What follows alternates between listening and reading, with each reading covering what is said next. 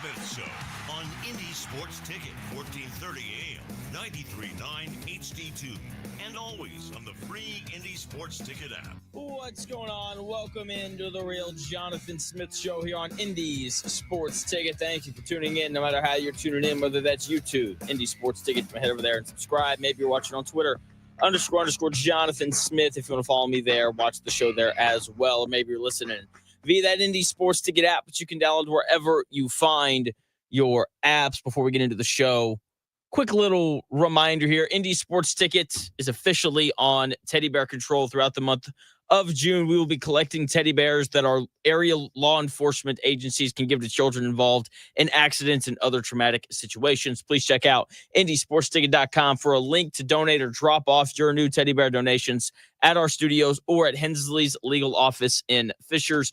This Saturday, we are hosting a kickoff event at Hensley Legal from noon to 2. Come out, bring a bear, play some games, and have a good time. The Indy Sports Ticket Teddy Bear Control is sponsored by Hensley Legal. Donate now at IndySportsTicket.com. Now, the NBA Finals are set to start on Thursday on the road. Can't wait, as I'm sure you're very excited about this as well. And I was thinking about this series last night, the NBA Finals. And first and foremost, it's pretty fantastic. The fact that the Pacers are in the NBA Finals, the fact that they were able to run through a tougher than I think people realized Eastern Conference. Like, the Knicks were a really good basketball team. The Celtics, they were the betting favorite coming into the NBA playoffs. The Cleveland Cavaliers put together one of the best offensive seasons we've seen in the history of the NBA, and the Pacers just kind of walked through them, and they walked through the Bucks and Giannis, and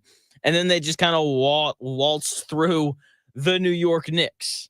And it's so interesting because as you watch all of these Indiana Pacer games in the playoffs, two guys always play, and it's your stars, right? And this is a fact for every team. Stars are always going to play in every playoff series. Tyrese Halliburton and Pascal Siakam are both going to play 36-plus minutes every single night, no matter who their opponent is, no matter how good or bad they play, they're going to play 36 minutes or more every night. It is a given. The question, though, is the role players. Role players and their minutes can fluctuate throughout the playoffs depending on their matchup. And I was thinking about this the other night. And for this Pacers and Thunder series, whose series is this for the role players on the Indiana Pacers? For example, just to kind of give you an idea of what I'm talking about, Benedict Mathurin played more minutes against the Bucks than he did against the Knicks because based off of his style of play and what the Pacers needed to do in that series, it was nice for them to have an extra guy who can, handle the basketball, get to the rim, and kind of be an extra scorer. But for some reason, against the Knicks, that wasn't what they needed. So he played less against the Knicks, and he played more against the Bucks. Obi Toppin played more minutes against the Knicks than he did the Cavaliers because that was just a good series for him to play in, whereas against Cleveland, there was a bunch of size. The Pacers didn't go small as much, and so they didn't need Obi Toppin as much in that Cleveland series as they did in the Knicks series when they went small a little bit more. They used him to defend Karl Anthony Towns. They needed Obi Toppin's rebounding. So he played more against the Knicks than he did against the Cavaliers. And this is the way every NBA team in the playoffs operates. Role players, their minutes fluctuate unless you're the Knicks and you only have two real guys coming off your bench. And, because when you only have 7 guys, all 7 of those dudes are going to play no matter who you're playing against. For the Pacers, though, when you have the amount of depth that they do, your role players' minutes are going to fluctuate. So I was sitting down last night, and I was kind of looking at this Thunder and Indiana Pacers series. I went back and was looking at their matchup against the Thunder during the regular season, who played, who didn't, all that good stuff. And I went through each role player, and I have simply just said yes or no. Like, is this a series where I feel like we could see them a lot? So let's start with the man that everybody loves, the guy that every time he checks into a basketball game, everyone in Gamebridge claps and gets very excited. TJ McConnell. And for him, in terms of how impactful is he going to be in this series, is he going to play a lot of minutes given his role? I'm going to give a cautious yes. I'm cautious because of how he plays. I think he has a habit of dribbling into trouble. Like there are moments where he'll get caught on the baseline or he'll dribble in too deep and all of a sudden he's got, a 7-footer and a 6'8" guy, all over him and all that kind of stuff. And I don't think you can do that and be successful against the Thunder. The issue with that stance is he was pretty good against the Thunder in their 2 matchups during the regular season. In the first meeting, he had 8 points on 4 of 6 shooting. He only turned the ball over twice. In their second meeting, he was 6 of 9 from the floor for 12 points and only 1 turnover. If he does that, then he's going to play a lot in this series, and he's going to be very important. The thing, though, that makes me cautious is the regular season and the postseason are completely different.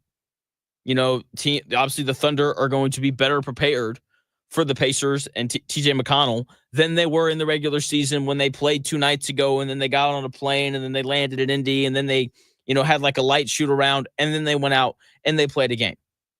Now the Thunder have real time to sit around and prepare and figure out who TJ McConnell is. So I wouldn't be surprised if TJ McConnell struggled in this series, especially if the Thunder decided to put one of their bigs, Chet Holmgren or Isaiah Hartenstein, on TJ McConnell, because if they do that, then that allows those guys to hang around the rim, and that becomes very problematic for the Pacers offense as a whole. So I think this is going to be a TJ McConnell series. We're definitely going to see him early because he's a very important part of this Pacers roster. But I also wouldn't be surprised if we saw TJ McConnell struggle to a point where he was only playing like 8 to 10 minutes a night as opposed to 12 to 15, which is usually where he's been at in these playoffs. Andrew Nembhard. This is absolutely an Andrew Nembhard series because they need him to defend Shai Gilgeous-Alexander, which is terrifying because he wasn't very great at doing that during the regular season. In their first meeting of the season, Shai Gilgeous-Alexander scored 33 points on 10 of 23 shooting. So that's not terrible defense. 10 of 23 shooting, like that's not like a super high percentage. It's only 43% from the floor. So if he can do that, I think everyone would feel good about Andrew Nembhard's defense on Shai Gilgeous-Alexander. Like that guy's going to score just because he's a volume guy. He's going to take a lot of shots. There are going to be so many possessions where the Thunder are sitting around and they're like, you know what? We got nothing going. Where's Shai Gilgeous-Alexander? Oh, there he is. Here's the basketball. We're going to give you a lot of space. Go score. And when you have as many opportunities as Shai Gilgeous-Alexander is going to have to do that, he's going to score. Like it is going to happen. The goal is just to keep him from being uber efficient while doing it. I think 10 of 23 accomplishes that goal. The second game was not good for Andrew Nembhard. Shai Gilgeous-Alexander had 45 points on 10 of 22 shooting. Andrew Nembhard was the primary defender in both games. And, hot take coming in here, but if Shai Gilgeous-Alexander is scoring in the high 30s and he's shooting over 50% from the floor while doing it, then Pacers probably aren't going to win that series. Offensively for Andrew Nembhard, because I think everyone kind of understands what Andrew Nembhard is going to do defensively for this Pacers team. He's going to defend whoever the Thunder have on the floor, whoever is their best guard scorer. That is probably going to be his assignment. Offensively, I hope he can make shots. The Pacers offense goes to a different level when he's scoring the basketball. Because when you look at the creators that they have, it's Tyrese Halliburton and Pascal Siakam. Those are the guys who can get a shot for themselves and create for other people. Andrew Nembhard, when he's got it going, he can be a third guy. He really likes that, between the legs to a step back, mid-range jumper. He's a guy who can create on his own. And when he's scoring, it also opens up opportunities for him to play make and make his teammates better. Like he rarely has games where he scores 7 points, but also has like 9 assists. Those things usually go hand in hand for him. When his scoring goes up, his assist numbers go up as well. And the Pacers are going to need that from him against a really good Oklahoma City Thunder team that a lot of people aren't even giving the Pacers, a puncher's chance at winning. Miles Turner. Is this a good series for Miles Turner? The answer is no, but it has to be. Miles Turner has to find a way to be playable in this series.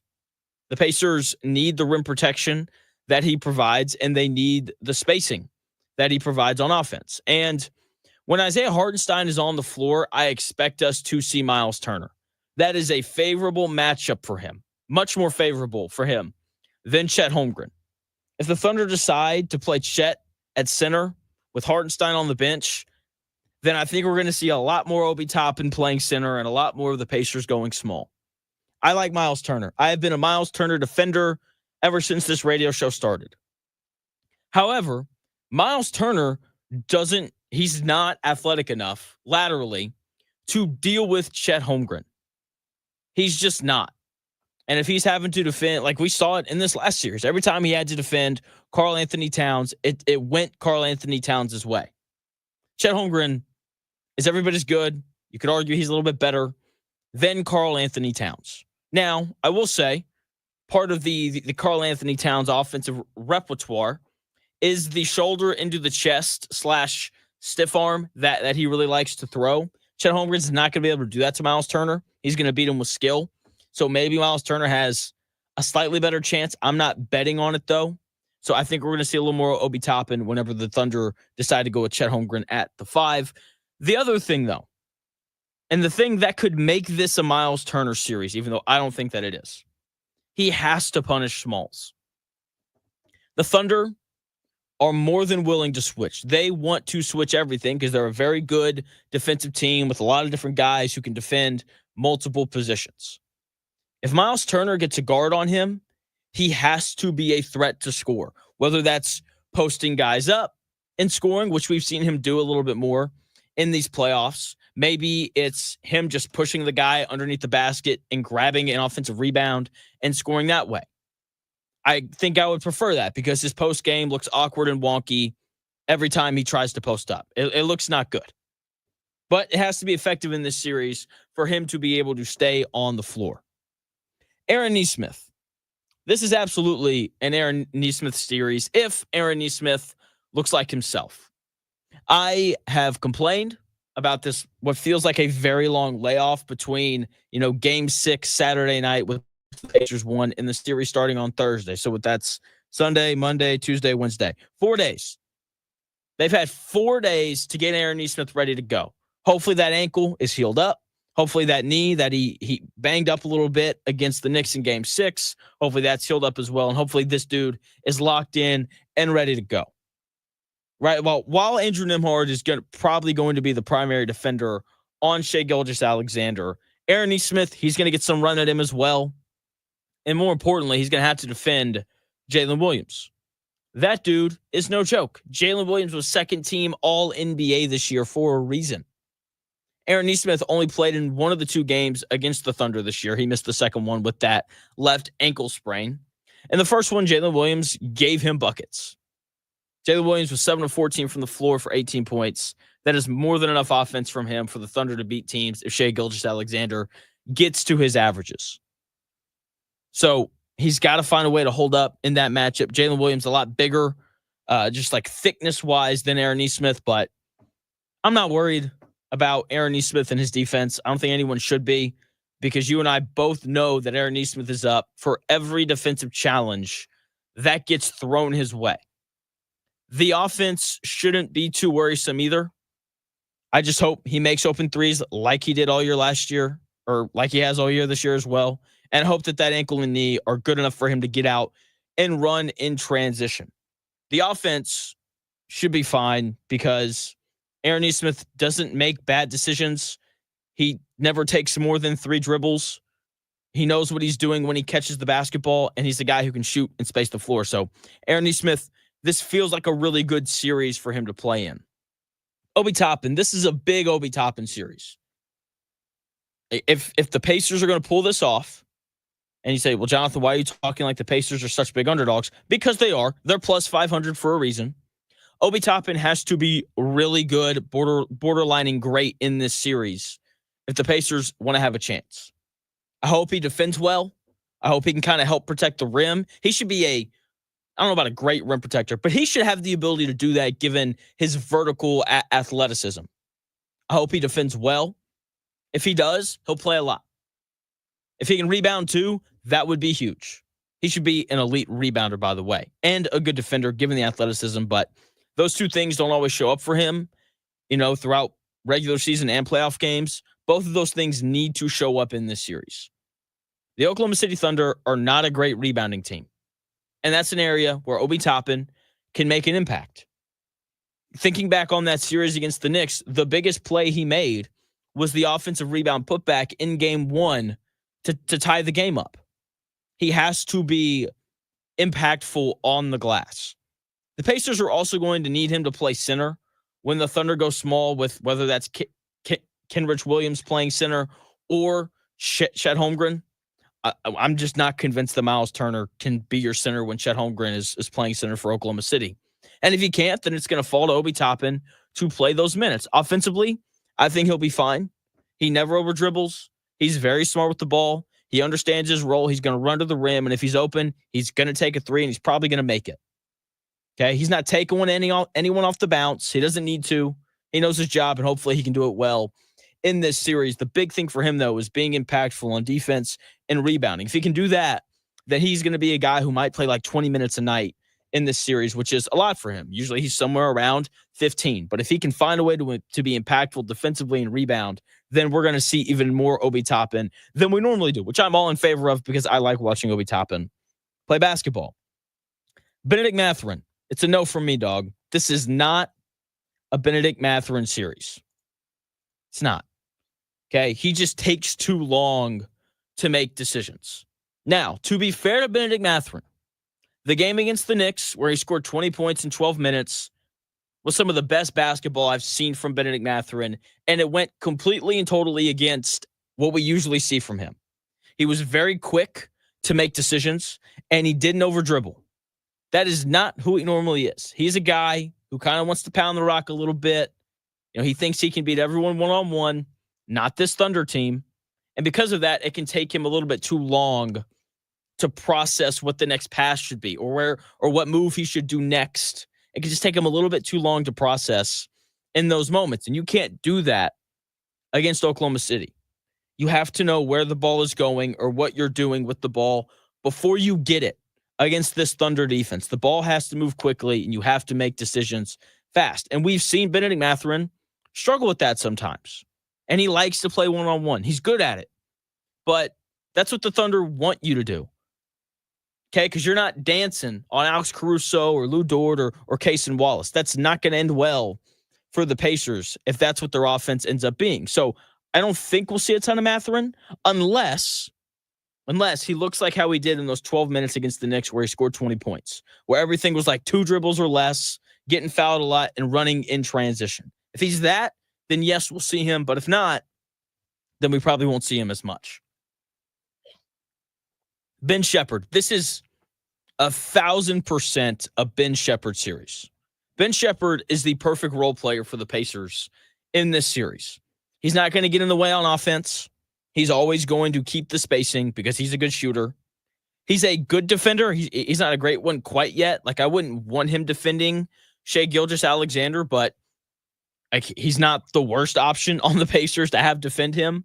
Rick Carlisle clearly trusts Ben Shepherd on defense. If he didn't, he wouldn't have put him on Jalen Brunson the way that he did in that series against the Knicks. He's actually starting to make some outside shots. He didn't shoot it great during the regular season, but he's starting to find it a little bit here in these playoffs. He's very smart. He doesn't turn the ball over. He never over dribbles, and he usually makes very quick decisions. And that's what you need against this Oklahoma City Thunder basketball team. Thomas Bryant. This is absolutely not a Thomas Bryant series. He doesn't have the size to defend Hartenstein. He doesn't have the foot speed or the athleticism to defend Chet Holmgren. He's an average at best pick and roll defender. And if the Thunder switch defensively, he's not going to punish smaller players. It's not going to happen. So I love Thomas Bryant. I love that he hit 3 threes in Game 6 against the Knicks when the Pacers really needed him to show up. but I don't think we're going to see consistent minutes from Thomas Bryant unless Miles Turner is getting into foul trouble. I think that's really the only way we see him.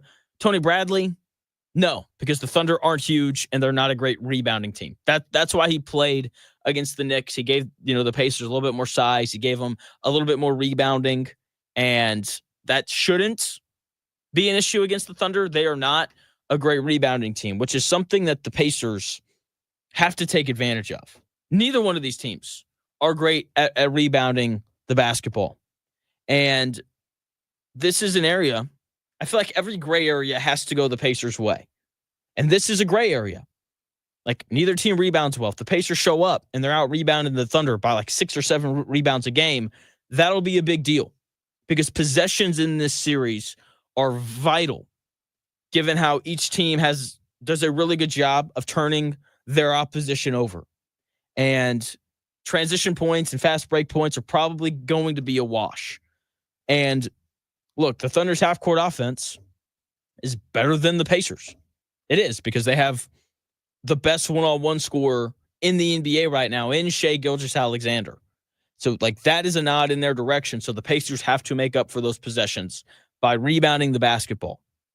And maybe this is where Miles Turner makes his impact. I don't really expect him to, but that's an area where the Pacers can make up for turnovers because they're probably going to do it. Speaking of turnovers, I was looking back at the Indiana Pacers in their regular season and these matchups against the Oklahoma City Thunder. And I was very encouraged by what I found in the turnover department in this series. I'll tell you what I found when we come back here in about 3.5 minutes.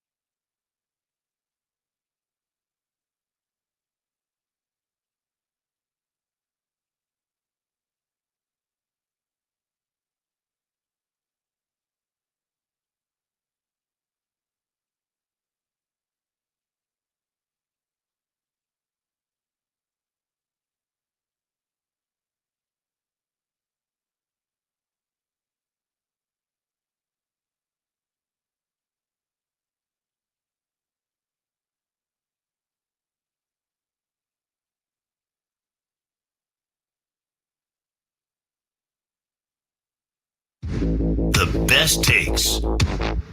Maybe. The Real Jonathan Smith Show on Indy Sports Ticket 1430 AM, 93.9 HD2, and always on the free Indy Sports Ticket app. What's going on?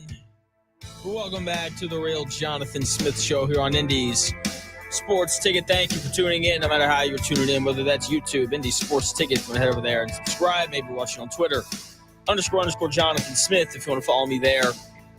Also, if you want to be part of the conversation, head over to YouTube and hop in the chat.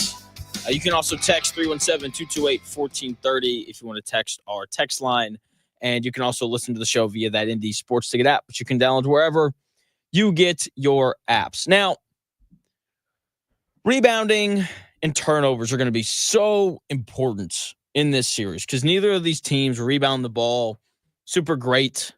You know, the Thunder were slightly better rebounding during the regular season, only averaging about 3 more rebounds per game than the Pacers did on the year. There are going to be rebounds available. There are. I don't expect for Miles Turner to grab any of them. But that is an area where the Pacers can find a way to make up for the turnovers that they commit. Because I know that the Pacers, they don't turn the ball over very much. They're going to at least a little bit in this series because that is what the Oklahoma City Thunder do. They're forcing over 18 turnovers per game in these playoffs. That's a lot. That's a lot of turnovers. So if they can find a way to grab 10, 11, 12 offensive rebounds a game, then that'll be big for them. Because obviously if you grab an offensive rebound, usually you're standing by the rim, and that's going to give you an opportunity to potentially score some easy points, which are very hard to come by against this Thunder team who had the best transition defense in the NBA this year. And the best defense, period, in the NBA this year. This is one of the best defenses in the history of the NBA. And that is not a hyperbolic statement. That is a fact. This is an elite defensive team, and any sort of easy bucket that you can find, whether that's off of offensive rebounds, getting out in transition, whatever, it is a gift, and you have to take it. So if there are offensive rebounds available for the Indiana Pacers, they have to grab them. For one, to get more easy buckets, and two, so that they can balance out the possessions, because they're going to turn the basketball over. Now, in the regular season, against this very stout Oklahoma City Thunder defense, they did a very good job of protecting the basketball. They played the Thunder twice during the regular season, turned it over 11 times in each game. That is an excellent number. The Pacers can only turn the ball over 11 times on average in this series. Then they're going to give themselves a chance every night out. Every night out, they will have an excellent opportunity if they can keep that turnover number down to around 11. Like if you get to like 14, 15, 16, adios. Probably not going to beat the Thunder if you do that, because it's not just that the Thunder turn teams over. They're all live ball. They take the basketball from everybody. It's really impressive and really fun to watch the way that this defense swarms people, especially on drives. So 11 turnovers, that's going to give the Pacers a chance. Hopefully they'll be able to stick around that number. And I have reached this point where I'm just so sick of all the rating stuff. It's really annoying. I don't know why people care about it so much. Like I get it. Like if you work for ABC and the network that's going to show the NBA Finals, and hey, I get it. You talk about those ratings as much as you want. But if you don't, I don't understand why you care. I don't. This is going to be an amazing NBA Finals. And one of the best parts about it, this might be the best crowd finals ever. The Oklahoma City Thunder, you could argue, that is the toughest place to play in the NBA. It is loud and raucous and just a really tough place to go in and win because the home environment is incredible. The Oklahoma City Thunder, like that is the only professional sports team within the state of Oklahoma. And because of that, people are very invested. People are very bought in to who that team is. And people show up and it's loud and it feels kind of like a college environment. Everyone wears the shirts. They sell out all the time during the regular season, even when they're bad.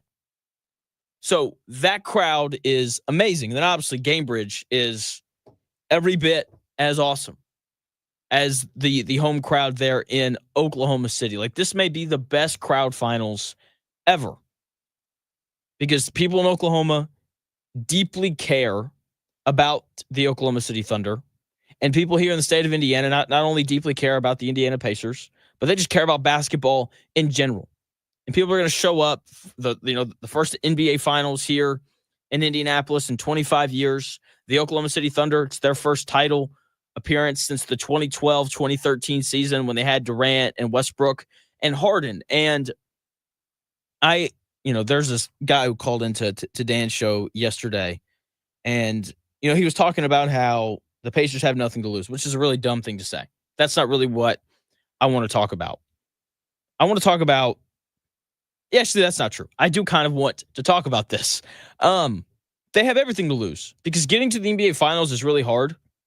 And I think people look at this Pacers team and they look at how young Benedict Mathurin is, and they see how young Tyrese Halliburton is, and Andrew Nembhard's young, and Aaron Nesmith's pretty young. Like the only guy on this team, the only two guys on this team that play that are legitimately older are Miles Turner and TJ McConnell. Everyone else is like under the age of 25. It's really incredible how young this Indiana Pacers team is and the fact that they're in the NBA Finals. And I think, because I've seen this with the way that people talk about this Thunder team that is also incredibly young. They have one old guy. It's Alex Caruso. He's 31. He's far and away the oldest guy on that roster. And I think that when people see young teams reach the finals, there's just this assumption that at some point they're going to get back.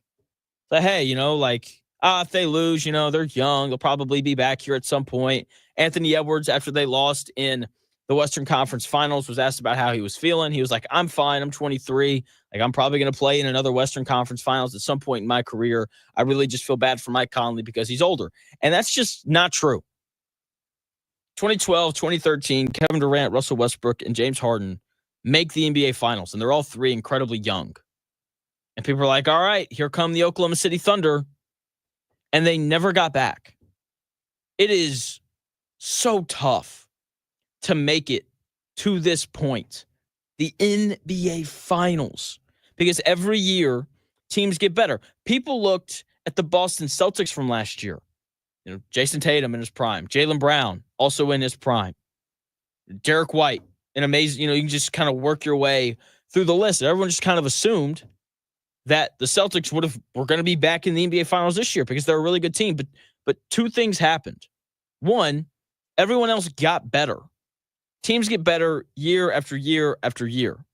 And two, Jason Tatum tore his Achilles. Look, they weren't going to win that series anyway. They were about to go down 3-1. But injuries and things happen. And so I just hope, I don't want to hear that. I don't want to hear how, the Pacers are probably going to get back to the finals at some point, because that's just not a guaranteed thing. And I know that they understand that because they're playing under Coach Carlisle, a guy who hasn't been to the NBA Finals since 2011. That was the year that he won it. So it's been, 14 years for him? And he's coached some really good teams since then. So they're not going to take it for granted. I don't want to say it that way. But fans, don't take it for granted, because there's a decent chance that the Pacers go on another 20-year drought and they don't get back to the finals, because winning playoff series, it's incredibly difficult to do. Speaking of winning the series, I know who's going to win the series, and I'm going to tell you who's going to win it when we come back here in about 3 minutes.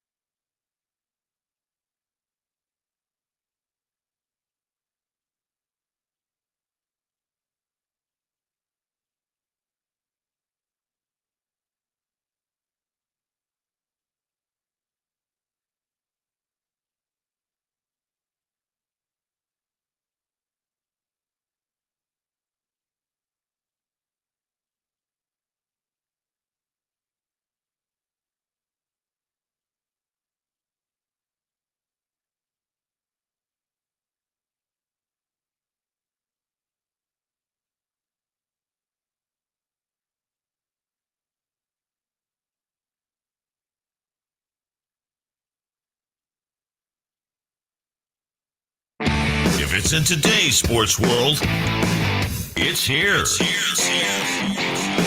The Real Jonathan Smith Show on Indy Sports Ticket 1430 AM, 93.9 HD2, and always on the free Indy Sports Ticket app. Welcome back to the Real Jonathan Smith Show here on Indy Sports Ticket. Thank you for tuning in, no matter how you're tuning in, whether that's YouTube, Indy Sports Ticket. You can head over there and subscribe. Maybe you're watching on Twitter, _ Jonathan Smith. If you want to follow me there, watch the show there as well. Maybe you're listening via that Indy Sports Ticket app, which you can download wherever you find your apps. And if you want to chime in, you can either watch the stream on Twitter or you can text 317-228-1430 and hit up that text line. And NBA Finals start tomorrow. My official prediction is in. I am taking the Oklahoma City Thunder in 6 games. And I don't like it because I really want to pick this Pacers team. I don't like that I'm doubting this team because time and time again, the Pacers get doubted, and time again, the Indiana Pacers find a way to win. And, they were big-time underdogs. They were plus 320 against the Cavaliers going into that series. And they got rid of the Cavaliers in 5 games. Like, they just cruised right through them. And so I do think that Vegas and just your casual NBA fan are significantly underestimating how good the Indiana Pacers are. And I don't like feeling like I'm doing that. But that's kind of what it feels like. But at the same time, the Oklahoma City Thunder are putting together one of the best seasons we've seen in the history of the NBA. And that is not a hyperbolic statement. That is just the fact. They are an absolute juggernaut in every sense of the word. This is one of the best defenses we've seen in the history of the NBA. They have the second highest net rating, which is essentially if games were only 100 possessions, how much on average do the Thunder outscore people per 100 possessions? They have the second highest number ever. They're only behind one team, the 95-96 70-win Chicago Bulls. It's the only team in the history of basketball that by net rating has outperformed this year's Oklahoma City Thunder team. The defense is stellar. They have the MVP. I love this Pacers team so much, but they are simply not the better team in this series. They have been in the first 3. They were just simply better than the Milwaukee Bucks. They ended up proving to everybody that they were simply better than the Cleveland Cavaliers. They were clearly better than the New York Knicks. I keep hearing people say that if the Pacers had lost game 1, if they don't pull off that miraculous comeback, then there's a decent chance that the New York Knicks are in the NBA Finals and Coach Tibbs would still have his job. That to me is just utter nonsense because if you watch that series, then I think it's pretty evident that the Indiana Pacers were a better basketball team than the New York Knicks. But hey, that's fine. For the first time in these playoffs, I don't feel like the Pacers are the better team in the series. They cruised through the Eastern Conference that I think was criminally underrated. This is a whole different animal. The Thunder can match the Pacers' depth. The Thunder can match the Pacers' pace. They want to do that. They want to live in the frenzy with the Indiana Pacers. And they have the right kind of defenders to slow this Pacers team down. Now, I'm just not convinced that the Pacers have the right defenders to slow down the Thunder offense. And that's where I think this series is going to be lost for the Pacers. The Pacers are going to be fine offensively. I get it. Thunder defense is spectacular, but so is this Pacers offense. It is a legitimately great offense. Coach Carlisle is a legitimately great coach. And with all those factors kind of working in their favor, I also think stylistically, the Pacers run the kind of offense that you want to run against the Thunder. So they're going to find ways to score. They're too good offensively for that to not happen. I just don't think they're going to be able to get enough stops. Shai Gilgeous-Alexander is going to have his way. He is. I love Andrew Nembhard. I love Aaron Nesmith. But that's not... They're really good defenders. But I would want bigger, bulkier defenders who can kind of bump Shai around a little bit more to defend him. Pacers don't really have that. They also don't have a good matchup for Chet Holmgren. it's Miles Turner, he's going to take him off the bench. If it's Obi Toppin, there's a pretty big size discrepancy there. If it's Thomas Bryant or Tony Bradley, once again, don't have the foot speed to deal with that guy. Jalen Williams is going to be a tough guard for Aaron Nesmith because he's just not quite as big as Jalen Williams. And as I alluded to earlier in the show, Jalen Williams looked pretty comfortable being defended by Aaron Nesmith during the, to be fair, only one regular season game that those two guys squared off in. The Pacers' defensive personnel just very simply is not a good fit for this series, and that's why I like the Oklahoma City Thunder to win the series in 6 games, because ultimately playoff series are about matchups, and I just think that it's a more favorable matchup for the Thunder than it is for the Pacers. Now, that being said, maybe the Pacers continue to shoot like 40% from 3, and the Thunder have a series like they did last year against Dallas where they can't make anything. And if that happens, then obviously the Pacers are going to have a chance, but I'm not convinced that that's what's going to happen in this series. The Fever played the Mystics last night. Did you watch? I didn't. If Caitlin Clark's not there, I'm not going to pay attention. I'm sorry. That's just the very simple reality of it, and it seems like I'm in the minority on that. They played the game at home last night. There were 16,000 people at Gainbridge Fieldhouse last night to see the Fever play the Mystics with no Caitlin Clark, and they're all probably glad that they went because they were treated to a nice little Oklahoma City, to a nice little Indiana Fever win over the Washington Mystics. Kelsey Mitchell led the way with 24 points. She can fill it up, man. She can just go score. And it's always fun to watch good scorers play, and that's exactly what Kelsey Mitchell is. She finishes at the rim. She got a nice little pull-up game, can make an open 3 as well, can shoot it off the bounce a little bit too. So she can fill it up. She was really good last night, led the way for the Fever. Lexi Hull started. She's having a pretty good year. She shot it well again, 14 points, was 2 of 4 from 3 on 6 of 9 shooting overall. Also led the Fever in plus minus. Well, Lexi Hull can guard a little bit too. We like that. She was plus 19 on the night. Aaliyah Boston had a cool 10 points on 5 of 5 shooting. Only 1 rebound, which I don't really like. I would like it if Aaliyah Boston could grab more than 1 rebound. But hey, they won, so kind of hard for me to complain too much. No one else got into double figures for the Indiana Fever, but 16,000 people. I was very surprised when I saw that number.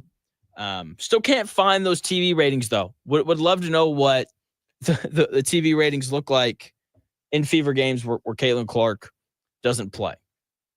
Biggest news from yesterday to kind of wrap up this hour when we come back here in about 13 minutes. Zach Pereles of CBS Sports, who writes an outstanding newsletter, he is going to join the show, and we're going to talk a little bit more Pacers versus Thunder. We'll probably talk a little bit of Tibbs getting fired by the Knicks as well. I didn't find this to be super surprising. I get it. He just took his team to the Eastern Conference Finals. That being said, I wouldn't have fired him. But let's just be honest. New York City is a city filled with nothing but overly dramatic people who love to overreact. And, they put out a statement after it was released that, that they fired Coach Tibbs. You talk about how, like, they want to win championships and all these things. And they just fired the guy who got them the closest that they've been in 25 years to playing for one. So that didn't make a ton of sense to me, but this is the Knicks way. They've done consistently dumb things throughout their entire existence. It's just kind of who they are. Like, hey, they were good in the 70s and 80s. And in the 90s, they lost to the Bulls a lot. Congratulations. I think this was a predetermined thing. I think that they knew coming into these NBA playoffs that they were going to let Coach Tibbs go at the end of them, no matter what happened, unless they obviously like won the title or something. It's the only thing that really makes sense to me. Like, even for the Knicks, it's weird that they'd fire a head coach who brought them back to relevancy. Coach Thibedeau helped them upset the Boston Celtics, a series in which they were heavy underdogs. He's been their best head coach since Jeff Van Gundy in the late 90s and early 2000s. He took them to the Eastern Conference Finals. Coach Tibbs did for the first time in 25 years. He won more games. Thibedeau did. He won more games as the Knicks head coach than Pat Riley did. And to me, it's just insane that they would fire a guy coming off the best season that the Knicks have had in the last 25 years. He turned that franchise around. I think they should have given him one more year. Thibedeau had 2 50-win seasons with the Knicks in 5 years. Every other Knicks coach in the 21st century had 2 in the previous 21 years before Tibbs showed up. And part of why they should have held on to him is because it's like, who are you going to hire? Legitimately. Because that's always the question. Sure, you can go hire some unproven assistants. They're probably not going to do that. They're probably going to, hire like a Mike Budenholzer or a Mike Malone. And that's who I think they're going to hire. They're probably going to hire Mike Malone, who's cut from the same cloth as Tibbs. And they're probably going to be the same next year or worse, success-wise, which is not really a bad thing for Coach Tibbs because Mike Malone's going to take over and not do as well. Everyone's going to be like, oh, why'd they fire Coach Tibbs? And then the Coach Tibbs approval rating is going to shoot through the roof. So I think this was a predetermined thing, and we'll kind of see how it finishes up. But I think it's going to be Mike Malone, and they're probably going to be worse this next year than they were this last year, unless they change the roster. And that's the other thing. In your first year with a pretty new roster, no Isaiah Hartenstein, you bring in Mikal Bridges, you bring in Karl Anthony Towns, no more Julius Randle. In your first year with a brand new roster, you win 50 games and you get to the Eastern Conference Finals. Like, give it one more year. Run it back. See if you can do what the Indiana Pacers are doing right now. They changed their roster last year by bringing in Pascal Siakam. They made a run to the Eastern Conference Finals, and they brought everybody back the following year. And when you play with guys for a longer period of time, like you tend to get a little bit better. And when you're playing for the same coach, that helps as well.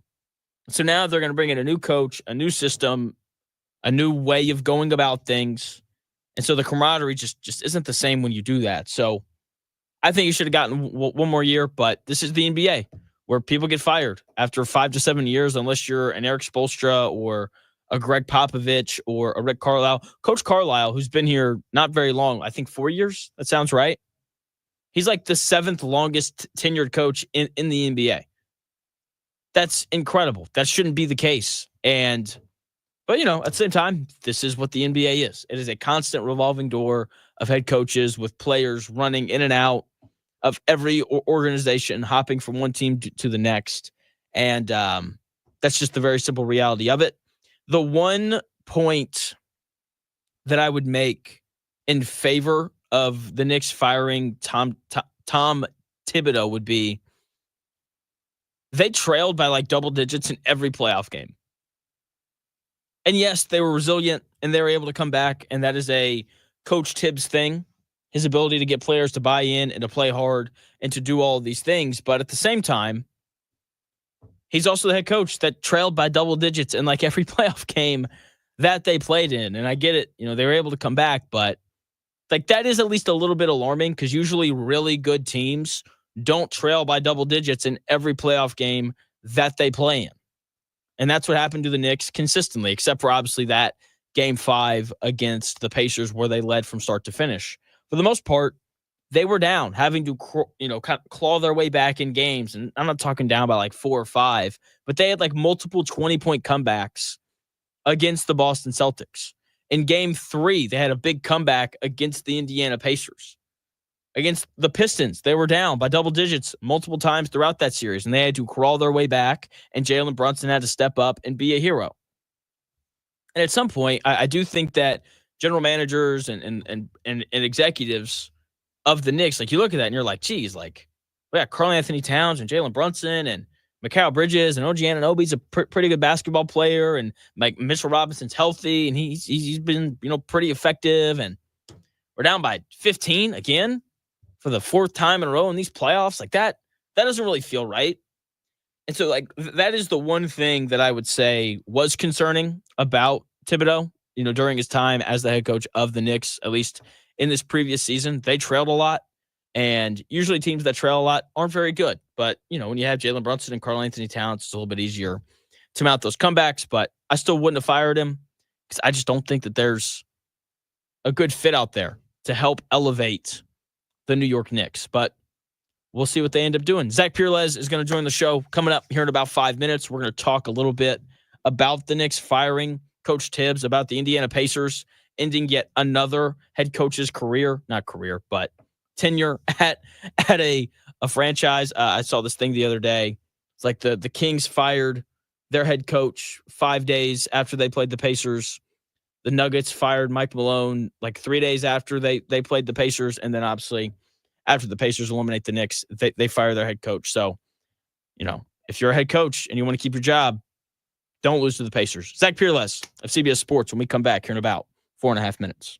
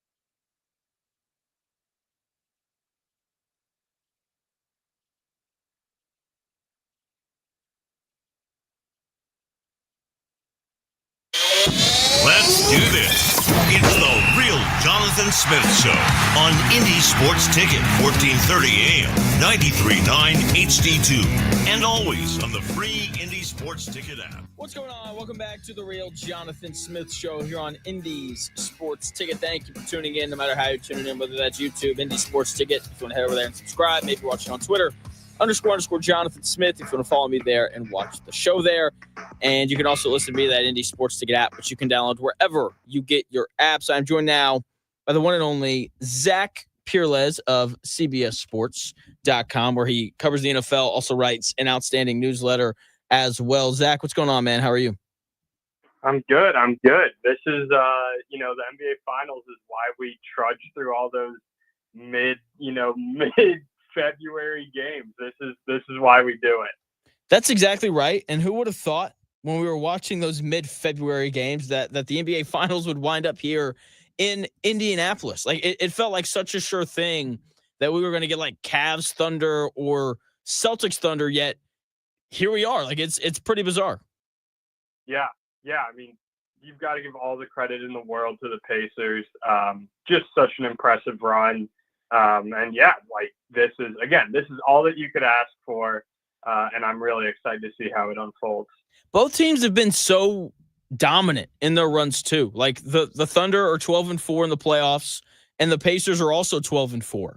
And Zach, I tried to find, I looked for hours last night to see if I could figure out the last time that teams were 12-4. I couldn't, so I'm just going to say that this is the first time ever, and we can roll with it. Why do you think each of these two teams have been as good as they have been throughout these playoffs? Yeah, I think let's start with the Pacers. They are just so good at attacking every single switch, every single mismatch, every single moment that you have a little bit of indecision defensively. This is an offensive masterclass so far. I thought, Rick Carlisle's done such a good job with this team, and obviously Tyrese Halliburton. You talk about the gravity a player has and how he shapes a game. I would say that Tyrese Halliburton is one of those guys whose impact just being on the court shapes the court so much. And obviously a big thing for the Pacers, that 5-out offense. They're shooting 40% from three. I was doing some research as well. 40% from three, which is the best by a conference champion since the 2016-17 Cavaliers. That's a LeBron James Cavaliers team. So, I mean, obviously, when you have a guy who commands as much attention and just shapes the court like Tyrese Halliburton does, and then you add in that all their guys are shooting well, that's the big one there. And then Oklahoma City, they just check all the boxes. They were the big favorite in the West coming in, and they've done nothing to show that was a bad idea. They're so athletic. They work so hard defensively. This is just a truly terrific team, I think. And yeah, they're the favorites for a reason coming in, and they're the favorites in this series as well. Joined by Zach Pereles of CBS Sports, talking Pacers and Thunder. And yeah, they're not only big favorites, they're not only favorites, they're huge favorites. Like the Pacers are plus 500. The Thunder, I think, are like minus 750 to win the series. Like it's a large gap, and it feels that way. And I think we felt this way going into the Pacers and Cavaliers series as well. Like the Pacers were plus 320 odds to win that series, and obviously they won it in 5. And so I'm doing everything I can to not underestimate the Pacers, because I don't want to be like everybody else. But at the same time, I think there's a very small path that the Pacers can walk down to win this series. What do you think that path looks like? Like, how do the Pacers overcome these odds and upset the Thunder? Yeah, I mean, it's really easy to say the shooting has to continue, and that's probably only step one. You mentioned it's a narrow pathway, so it's got to be a lot of different things. The first thing has to be the shooting. Like, every team in the NBA, in today's NBA, gets open looks. The Pacers especially so, with that 5-out offense. They've got to make shots. So that's maybe where it first narrows down a little bit is the making shots.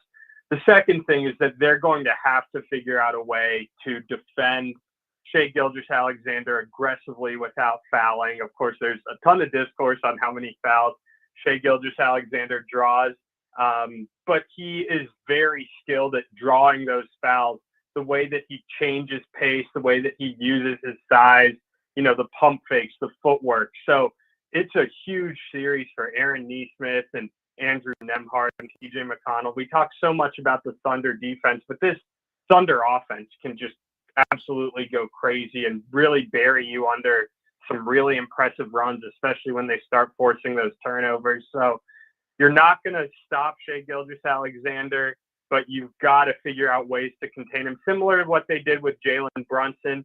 The thing is that I love about Shai Gilgeous-Alexander is his size. He is such a big guard, which makes him so hard to defend, hard to avoid drawing those fouls.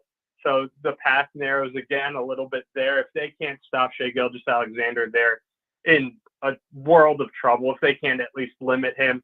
And I think the third thing, if I'm looking at this, is that you have to figure out a way to make the Thunder uncomfortable defensively, personnel-wise. I think that one thing that the Thunder do so well is that they can play these two bigs together in Isaiah Hartenstein and Chet Holmgren, and Holmgren can defend everywhere. And you really saw in the Western Conference Finals, you saw him really take that next step and be like, wow, this guy can really do everything defensively. Of course, it helped that he was defending Rudy Gobert instead of Nikola Jokic.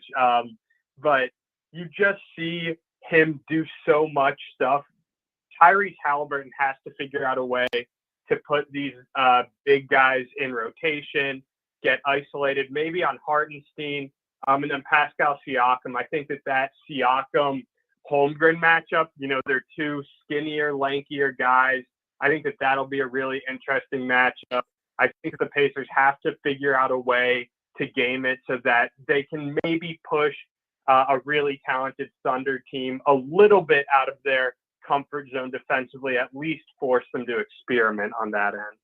Joined by Zach Pereles of CBS Sports, talking Pacers Thunder NBA Finals.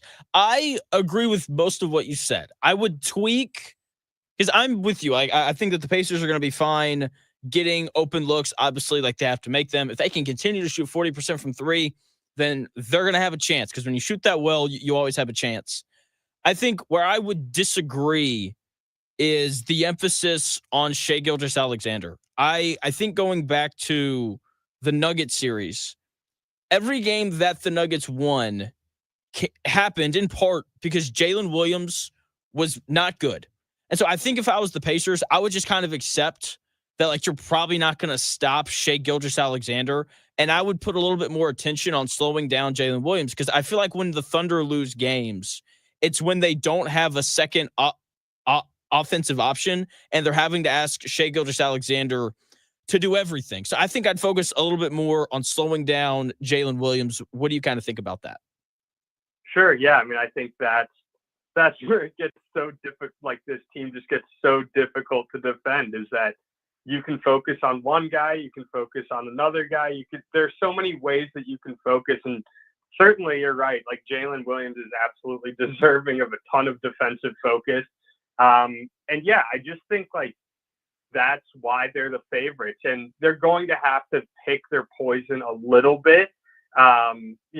Someone on that team is going to score. And I think that what was really impressive, I thought, in the Western Conference Finals was that Chet Holmgren really got going offensively too. So there's another guy who can put the ball on the deck and really stress out your defense. So I think that that's definitely a fair point. I think that the biggest issue is the way that Indiana plays defense, with that, they extend that pressure and make life really hard on you. I think that that's a big, big part of their identity. And if they can't figure out a way to do that effectively against Shai Gilgeous-Alexander, they're going to be in for a long series, because they create so much off of those pressure looks. And if they can't do that against Shai, it's just going to be too easy, I think, for Oklahoma City to get into its offense and find ways to beat this defense. I think they'll press him because that's just kind of what they do, kind of like which is exactly what you were saying. And this is the thing that I find really interesting about just this series in general. I think part of why the Thunder have so much success defensively, especially against a team like, the Timberwolves, which they just completely ran through in those Western Conference Finals. A lot of teams don't have a real point guard. Like, it's just, here's our best player. He's going to bring the ball off the floor because we want our best player to have the ball as much as possible. And as much as I love Anthony Edwards, like, he's not a real point guard. And I thought that there were all of these possessions in that series where the Timberwolves would look up and be like, geez, there's 10 seconds left on this shot clock, and Anthony Edwards has been dribbling the ball for 14 of them because he can't get us into our offense. And that shouldn't be an issue for the Pacers dealing with this, this Thunder team who loves to pressure the basketball, maybe not full court, but definitely in the half court. Like, they're picking dudes up 35 feet away from the basket, in part because of the depth and also because, like, they just have the guys to be able to do that. So I'm intrigued to kind of see how that challenges the Thunder defense, like having to play against a real point guard. And you mentioned the Pacers pressing. Shai Gilgeous-Alexander's he's not a real point guard either. Like, he's a shooting guard. And really looking at the roster, I don't think that they have a real point guard. So I'm intrigued to see how they kind of deal with the pressure of the Pacers as well. Yeah, absolutely. I think that the biggest difference for me is that between, these teams that between the teams that the Pacers have faced, the biggest thing for me is that if the other teams, it just felt like they didn't have a plan B sometimes. And I think that's, we're going to talk about Tom Thibedeau. I think that is especially a reason that Tom Thibedeau isn't there anymore, is that they just couldn't figure out, like, hey, here's what we're going to do. Our, break in case of emergency was what? DeLon Wright and Landry Shamet. And yeah, that's obviously, like, I think Tom Thibedeau, the Knicks probably overachieved given what they have. But yeah, like, I just think that this is a whole different animal. And I'm really interested to see. Rick Carlisle has done such a good job, and I'm really interested to see how there are going to be adjustments that are going to have to be made. And I'm really interested to see what adjustments he has up his sleeve, because he has hit all of the right buttons so far in these playoffs. I think it's going to look, once again, joined by Zach Pereles of CBS Sports, talking Pacers and Thunder NBA Finals, which starts tomorrow. Can't wait. I think one of the adjustments we're going to see is something we saw in Game 6 against the Knicks, because I know you remember, but in Game 5, the Knicks kind of upped the pressure a little bit. They're picking Tyrese Haliburton up a little bit further up the floor, and that kind of threw the Pacers off a bit. And in Game 6, I thought they had Andrew Nembhard initiate a lot more of the offense just to kind of relieve Tyrese Haliburton of some of that pressure. How's that going to go against the Thunder team, though, that has multiple guards who can really press? I don't know. But I do think that that's one of the things that we're going to see. And I'm so glad that you brought up Coach Carlisle. Like, this guy's been one of the best coaches in the NBA for quite some time. And I do think that I do think he is an advantage for the Pacers, because we haven't really had to see the Thunder adjust much. Like, they just kind of like, or we're going to turn you over a whole bunch and there's nothing that you can really do about it. And I just feel like the Thunder have played the same way through the entire regular season and playoffs. And for the first time, we may actually have to see Dagnall and this Thunder team make adjustments. And I'm really intrigued to kind of see how that goes. Yeah, definitely. I think that it's, and there were times I thought in that Thunder series against the Nuggets that the adjustments weren't good enough from Mark Dagnall. And I think that that's going to be something to pay attention to. Is this team, we talk about how versatile it is, but that offense really, really struggled.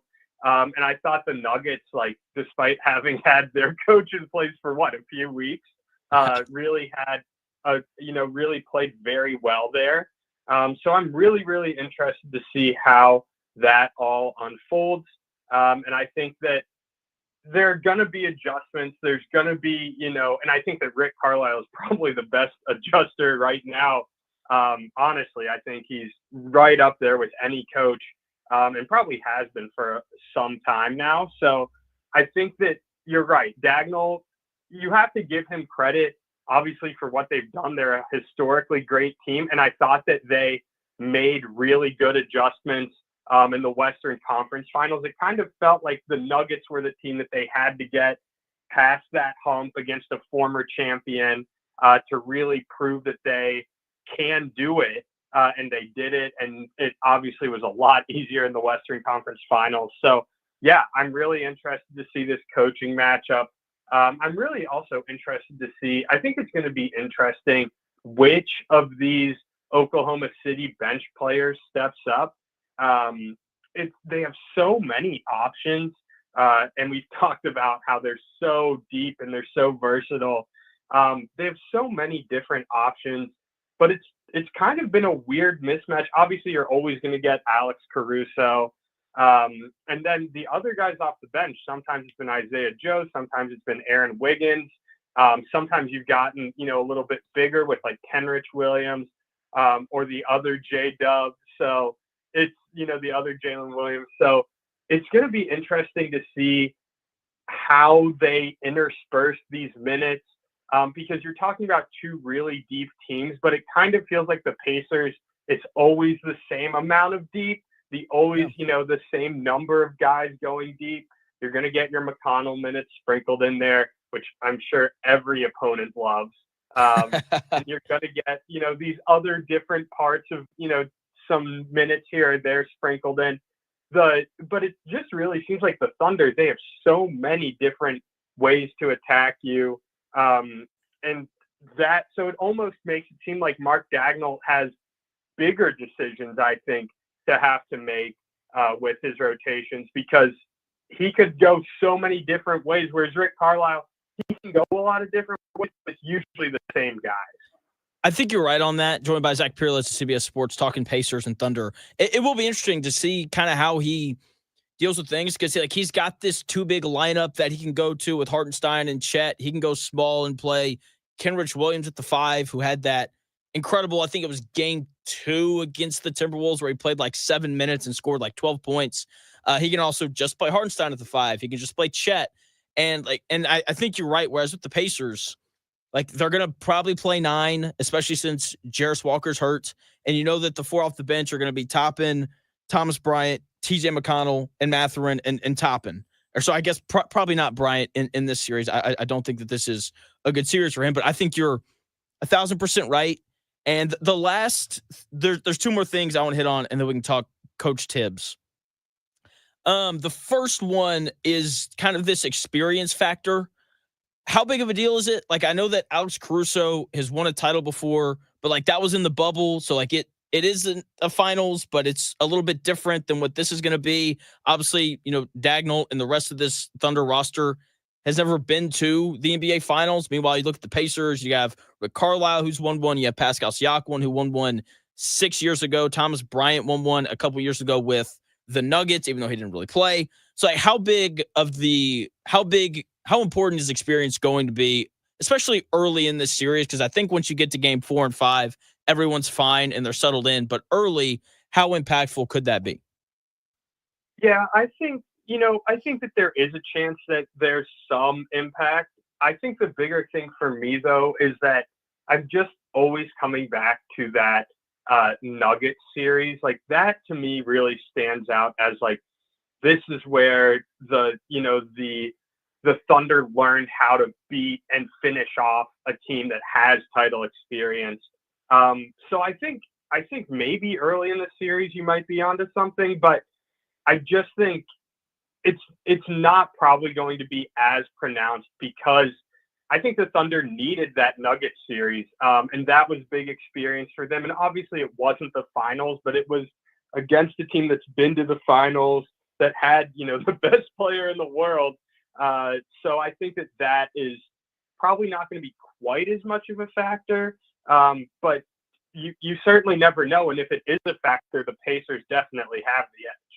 Yeah, I think I'm with you. Like that Nuggets series, like you could just tell that they grew up a lot, especially, Chet Holmgren and Jalen Williams, just because they had a couple really big moments in that series. And I think the whole experience thing, it's a little overblown. I think it matters game one a little bit, game two, maybe a little bit as well. But once you get past that point and everyone's settled in, I think the experience doesn't really matter as much.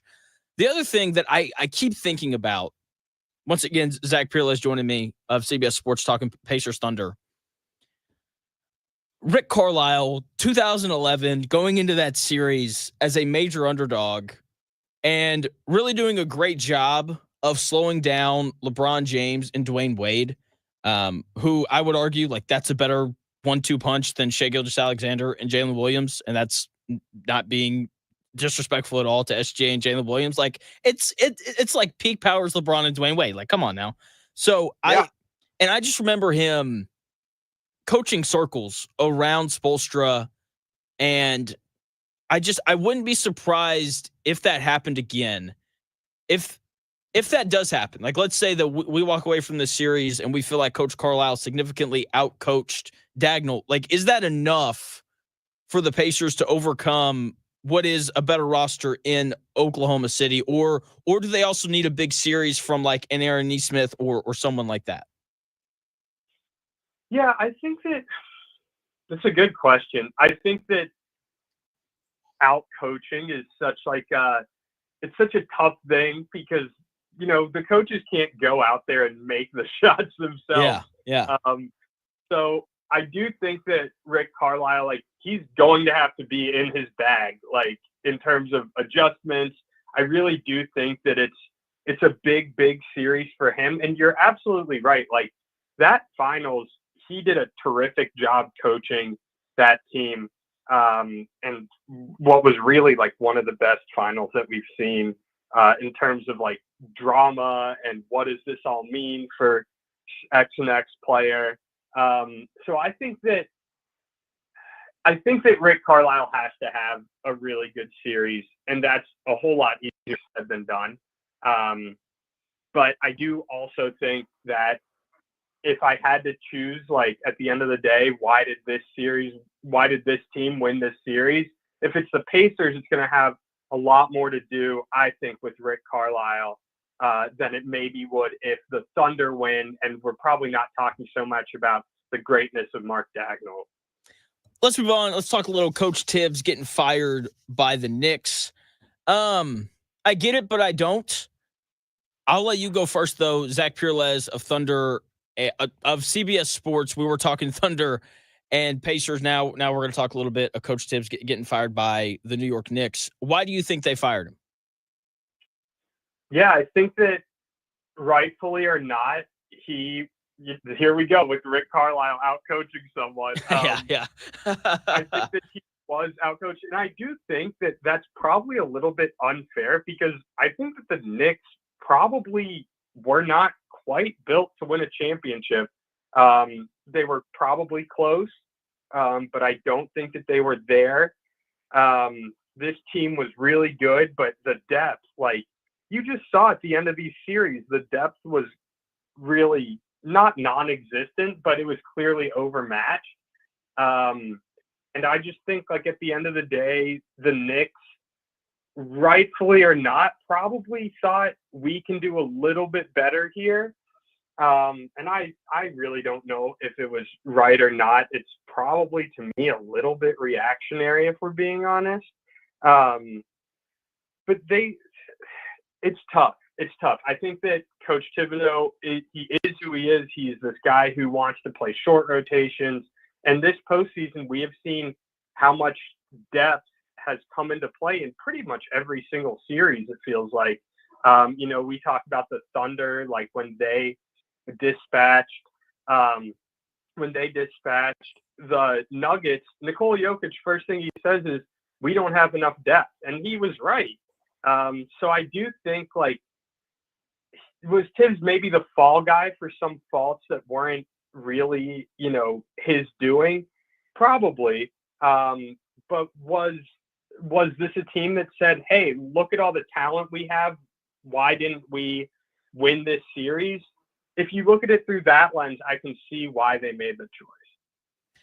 Yeah, joined by Zach Pereles of CBS Sports talking Coach Tibbs being fired by the Knicks. Yeah, the frustrating thing for me, like if I was Tibbs, is I think it's really easy to get out coached when you only have 7 guys on your roster that are good enough to play in a playoff series. Like whenever DeLon Wright and Landry Shamet walk out onto the floor, like the Pacers are like, hallelujah, like this is great for us. Whereas, Right. and so I'm with you. Like I don't think that they had the depth. That's part of why I think that the firing's unfair. I feel like he overachieved, and bad coaches don't overachieve. But at the same time, bad or good coaches also don't trail by double digits in every playoff game. And it felt like the Knicks were down by double digits in every playoff game except for Game 5 against the Pacers, where they led wire to wire. And so I don't really know how I feel. I'm a little conflicted on. He just took you to the Eastern Conference Finals for the first time in 25 years. This is a guy who's won more games as the Knicks head coach than Pat Riley did. He's been their best coach since Jeff Van Gundy was there. He's like restored you to relevancy. Once again, the Eastern Conference Finals. He's won 50 games, 2 years in a row now. And I get that you want more, but I don't think that the roster enables you to have more, kind of like with what you were saying.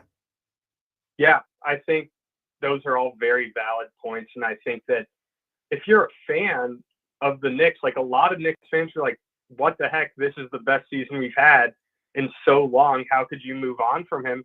I think that is a valid viewpoint. I will say, I think one thing that was tough for Tom Thibedeau, I think, was that he has it's like the optics of him, and this is probably unfair, but the optics of them getting past the Celtics and then everyone's so excited and then him being unable to really find any answer to the Pacers. This is probably like the idea that the Pacers probably like were underappreciated, but for them to lose in 6 games, and you're right, like so many of those games, they were just pretty just beaten up. Like they just weren't quite good enough. But to a lot of fans, I think they're going to be like, why couldn't we beat the Pacers? Like this seems like a team that we could have beaten, had a chance to beat. And that's probably, to be honest, I think I'm falling on the short-sightedness of like, this team probably wasn't as good as Pacers or as good as Knicks fans really thought that they were. And I think that is just where the disconnect is. The front office probably sees this season as, why weren't we good enough? And to me, I think that's a short-sighted way to view things. I agree. I'm with you. They just weren't as good as the Pacers. It was really that simple. The fact that they beat the Celtics is amazing. And I know that Jason Tatum got hurt, but they were up in that game when he got hurt. Like they were going to be up 3-1. So I feel like they overachieved in a really big way. And what's really going to upset me is like they're going to fire Thibedeau to hire Mike Malone, who's cut from the exact same cloth as Tibbs. And I get it, like he's won a title, but I'm going to go out on a limb and say if Coach Tibbs got to coach Nikola Jokic, he would probably have one too. And so I just like that's what I think is going to happen, and it's really going to bug me because I think that they'll probably regress next year. I don't know. Yeah, no, I think that's totally fair. And I think that there's a good chance that what we see this offseason is that the Pacers or the Knicks, there's a disconnect between how close they think they are and how far away they really are. This was a really good team, but this team overachieved and lost in 6 games in the Eastern Conference Finals. So are they really that close? There's clearly a fundamental flaw. Their defense got destroyed when their 2 best players were on the floor. Like if you can't play with your 2 best players on the floor, there's something wrong there. And we talked about Coach Thibedeau tried DeLon Wright and Landry Shamet, and it just was never quite good enough. So yeah, you're absolutely right. Like this is a team that it's probably a little bit reactionary. It's probably a little bit, we think we're closer than we are. But when your team gets destroyed with its two best players on the floor, you're probably not as close as you think you are. Totally agree. Zach, thank you for your time. As always, I greatly appreciate it. And I'm sure I'll have you on again here at some point to continue talking about this series and all the offseason NFL stuff that's about to start to really pick up with training camp starting this next week, right? That's right. We got mini camps coming in. We got, oh my gosh, it's a little bit of a quieter start to the month, I think, sports-wise, but it's about to get going here soon. Yes, it is. Zach, thanks for your time, man. Yeah, thank you. That is Zach Pereles. You can check him out on Twitter at Zach_Pereles. He does a great job covering all things sports. When we come back here in about 4 minutes, we're going to continue talking Pacers, Thunder. Whose series is this in terms of the role players when we come back here in about 4 minutes?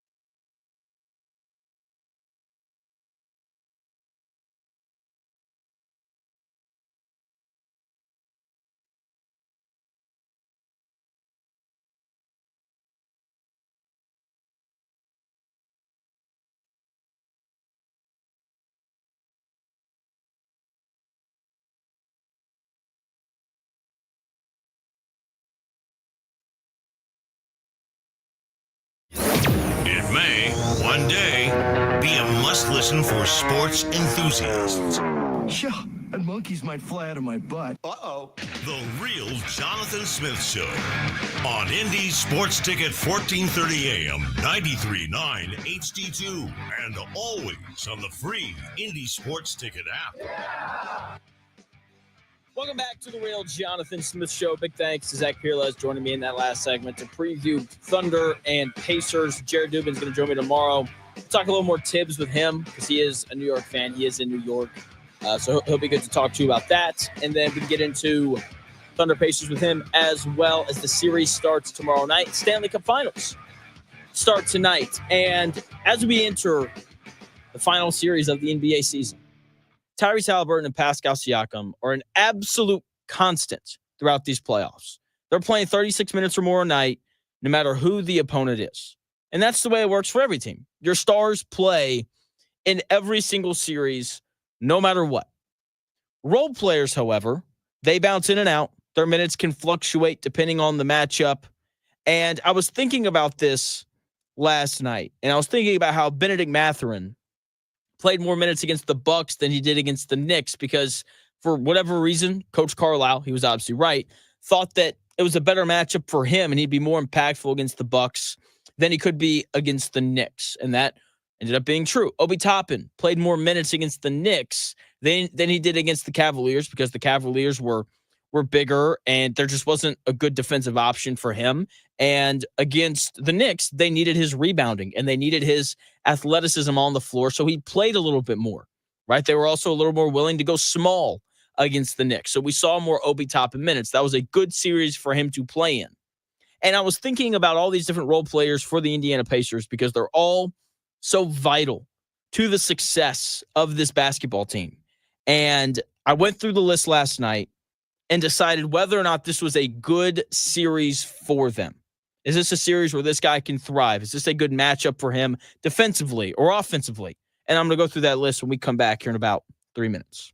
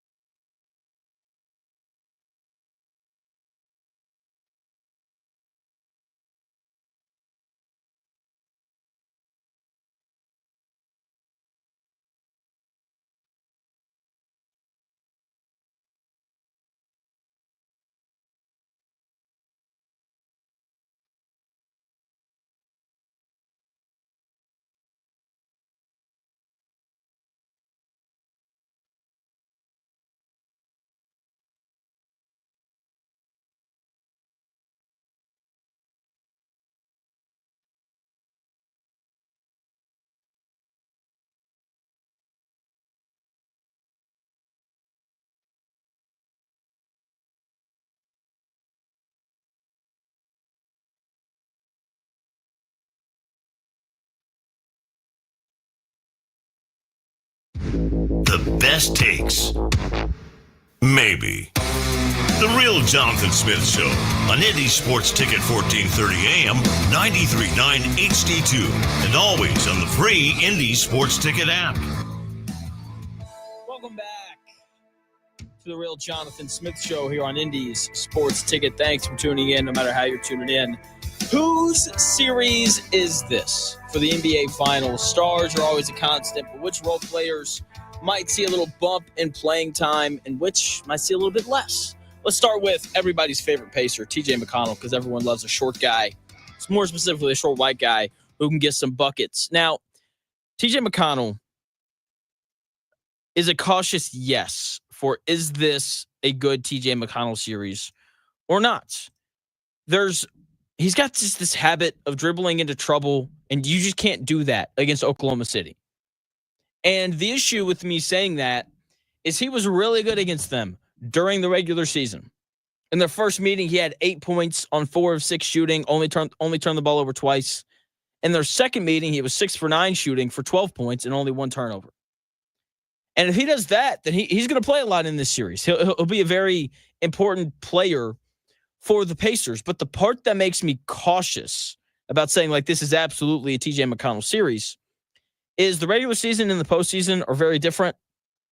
There's obviously, look, the Thunder have had, 5 days to get ready for the Indiana Pacers. And so, they're going to have a plan for those TJ McConnell minutes. And if they put Chet Holmgren on him or Isaiah Hartenstein on him and they just kind of allow for those guys to roam off the ball and hang out around the rim, then that's going to be really problematic for this Pacers offense. So that's why I'm cautious.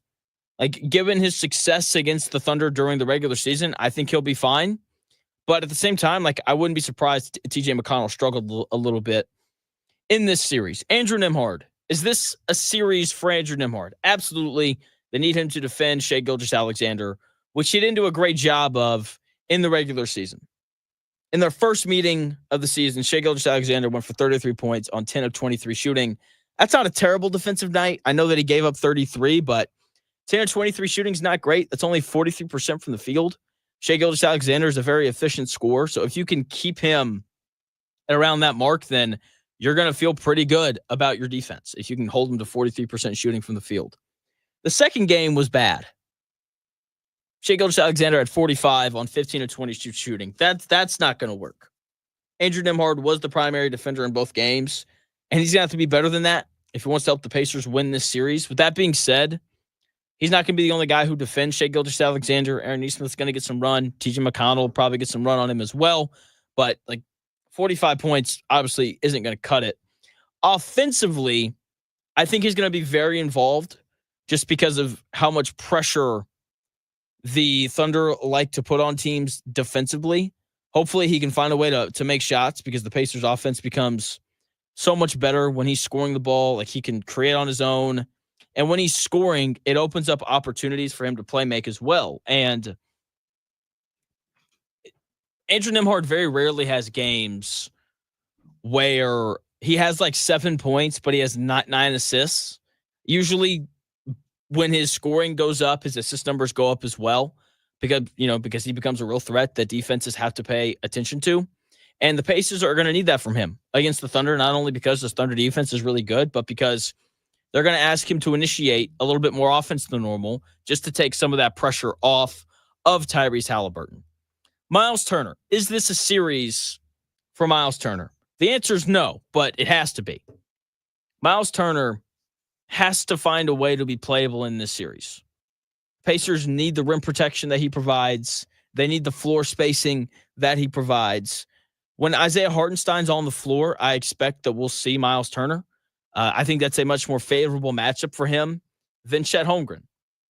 If the Thunder decide to play Chet at center and put Hartenstein on the bench, then I think we're going to see a little more Obi Toppin playing center just because Obi Toppin is athletic enough to defend Chet Holmgren. Miles Turner, I don't think he is. I don't think he has the foot speed. We saw him get torched repeatedly by Karl Anthony Towns in that series. The biggest thing, though, for Miles Turner and to whether or not he's going to be very impactful in this series is he has to be able to punish small guys. The Thunder love to switch. They will switch anybody. They'll put Alex Caruso on Jokic, so you know that they'll put Lou Dort or Casey Wallace or Alex Caruso on Miles Turner. And if that happens, Miles Turner has to be a threat to score. They have to be able to give him the ball, 8 feet away from the basket, and he has to score it, which we've seen him do occasionally. Like, he'll have some games where it's like, man, Miles Turner was really good tonight, punishing smaller defenders. And then there's other nights where it's like, Miles Turner turned the ball over 4 times when he was defended by a smaller guy. And so it needs to be more of the former than the latter, obviously. But the other thing is, he doesn't have to score on the block to be effective with smaller guys defending him. If he can just push the guy underneath the basket and grab an offensive rebound, because this Oklahoma City Thunder team, they are not a great rebounding team. And if they switch and there's a small guy on Miles Turner, if he just wants to grab an offensive rebound, that would be lovely as well. So there's a couple ways for him to punish smaller dudes, but that's something that has to happen in this series for him to stay on the floor. Aaron Nesmith, this is absolutely an Aaron Nesmith series, because every series is an Aaron Nesmith series. He needs to look like himself. Selfishly, I don't like that there's this 4-day period between games. But it's a good thing for the Pacers because it's giving Aaron Nesmith an opportunity to get treatment for that ankle and that knee that he hurt in Game 6 to heal up. That way he's ready to go. While Andrew Nembhard is going to be the primary defender on Shai Gilgeous-Alexander, Aaron Nesmith, he's going to get run on SGA from time to time, but his biggest defensive assignment is going to defend Jalen Williams. That dude's no joke either. He was a second-team All-NBA selection this year for a reason. And during the regular season, Aaron Nesmith only played in one of the 2 games against the Thunder this year. He missed the second one with that left ankle sprain. In the first one, Jalen Williams gave him buckets with ease. Jalen Williams looked completely unbothered by Aaron Nesmith in the moments where he was defended by him in that first game. Now, look, that was a long time ago, so probably means nothing compared to this series now. In that game, Jalen Williams was 7 of 14 for 18 points. That is more than enough offense from him for the Thunder to beat teams if Shai Gilgeous-Alexander gets his numbers. With that being said, I'm not really worried about Aaron Nesmith on defense in this series because you and I both know that Aaron Nesmith is up for every defensive challenge that gets thrown his way. The offense shouldn't be too worrisome either because he's the exact kind of role player you want offensively in this series. He's going to take and make open threes. He's going to run to the rim, and he's not going to over-dribble, and he makes decisions quickly. So he's a perfect offensive player in this series. The question is going to be, though, can he help slow down Jalen Williams, who's having a really, really good year? Obi Toppin is another role player in this series that I think is going to play a lot. If he defends and if he rebounds, he's going to play a ton. Okay? Like, he should be an elite rebounder. He should be a better defender than what he is, given how athletic he is vertically. But those two things don't always show up for him. They need to in this series because the Thunder aren't a great rebounding team, and that's an area where Obi Toppin can make an impact. The biggest play he made in that Knicks series came in Game 1 with the putback dunk. Obi Toppin can make an impact on the boards in this series, and I hope that he does. The Pacers are also going to need him to play center because the Thunder like to go small, and they also like to play Chet Holmgren at the 5 with Hartenstein on the bench. I'm not convinced that Miles Turner is the option you want to go with there. And if he can't defend Chet Holmgren when Holmgren's playing the 5, then it's going to fall to Obi Toppin to play those minutes. Offensively, I think he'll be fine. He never over dribbles. He's very smart with the basketball. He knows his role. He's going to run to the rim. And if he's open, he's going to take and probably make a 3. Right? He's not taking anyone off the bounce. He knows his role, and he usually doesn't stray from it.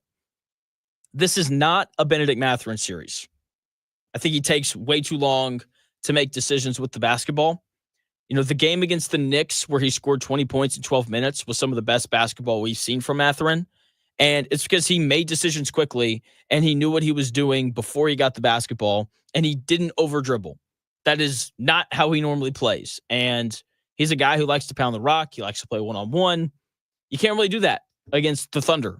Like all 5 guys have to be connected. And when they are, you can score on this Thunder team. And it's something that the Pacers are really good at. But Benedict Mathurin can sometimes take them out of that flow, and he can look to play a little too much one-on-one, and that will not end well for Mathurin if he does that in this series against the likes of Lou Dort, Cason Wallace, or Alex Caruso.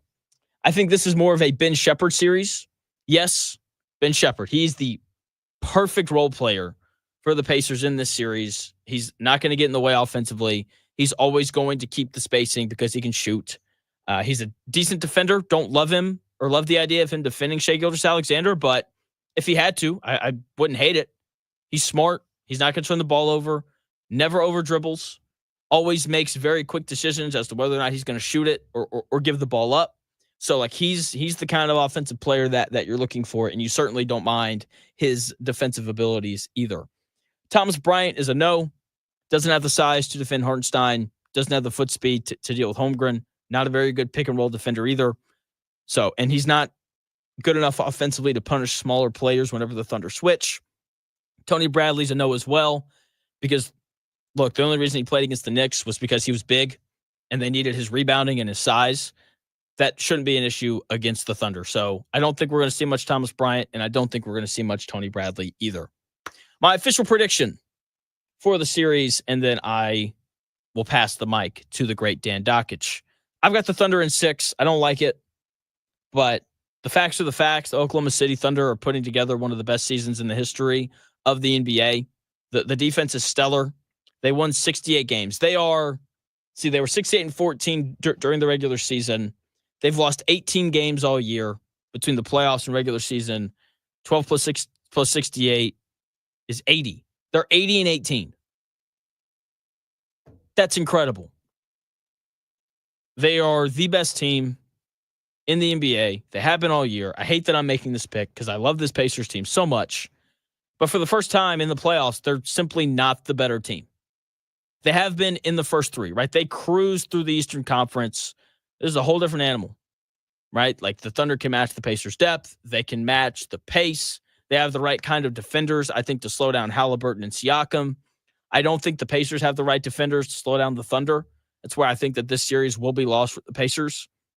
They're going to find ways to score on this very stout Thunder defense because they're a great offensive team. Halliburton is incredible with the ball in his hands. Rick Carlisle is a genius when it comes to coaching. The question is the stops. And I think Shai Gilgeous-Alexander is going to have his way. The Pacers don't really have a good matchup for Chet Holmgren. I think Jalen Williams is a really tough matchup for Aaron Nesmith, given the size differential. I just don't think that the Pacers personnel defensively is a good fit to try to slow down this Thunder offense. And I think that's why they'll lose in 6 games, but they're going to have a chance to win the series because they don't turn the ball over. The Thunder thrive on turnovers, and they shoot the ball so well, or at least they have been throughout these playoffs, shooting 40% from 3 as a team. So I don't like it, but I'm going to take the Thunder in 6. Hopefully I'm wrong. Hopefully this series goes 7 games, and hopefully the Pacers can bring it back here to Indianapolis, and we can have a parade. Because that would just be a lot of fun. Just no other way around it. That would be an absolute blast. So that's going to do it for me here on the Real Jonathan Smith Show. Thank you for taking the time out of your day to tune in. And yeah, I really appreciate it. Everyone who tuned in today, whether you were on Twitter, __ Jonathan Smith, if you want to follow there. Maybe you watched on YouTube, Indie Sports Ticket, head over there and subscribe. Or maybe you listened on that Indie Sports Ticket app, which you can download wherever you find your apps. You can also use that app to listen to the Dan Dockich Show, which comes your way next, coming up here in about 5 minutes, noon. A nice little collection of guests today. Rob Dibble is going to come on, and Mark Boyle is set to come on as well. Going to be fantastic. The Dan Dockich Show comes your way here in about 5 minutes.